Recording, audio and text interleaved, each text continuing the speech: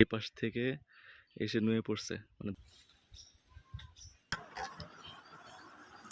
একেবারে গ্রামের মেঠোপথ। আবার সুন্দর একটা শাকও আছে।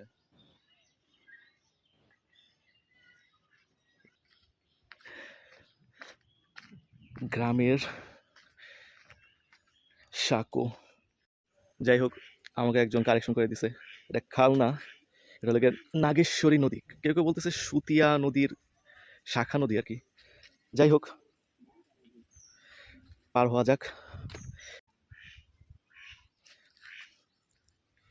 Let's go.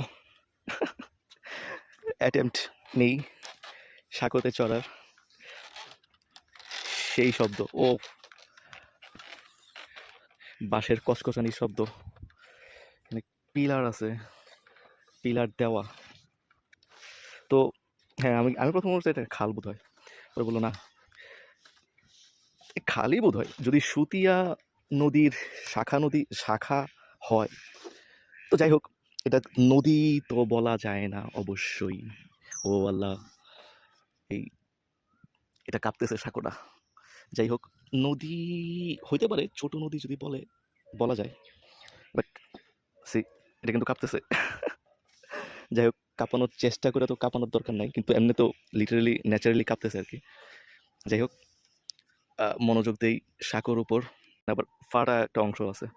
So let's go. ও নাগেশ্বর সাগর পাড়ি দেই। ও সাগর না, নদী। ও নদীও না, নদী, খাল। আচ্ছা যাই হোক, এখানে পড়লে তো অবশ্যই সুখকর একটা সিন হবে না।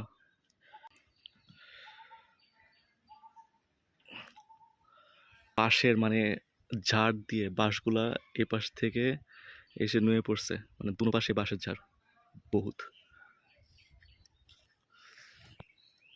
লেটস গো, পার হয়ে যাই। এসে পড়ছি।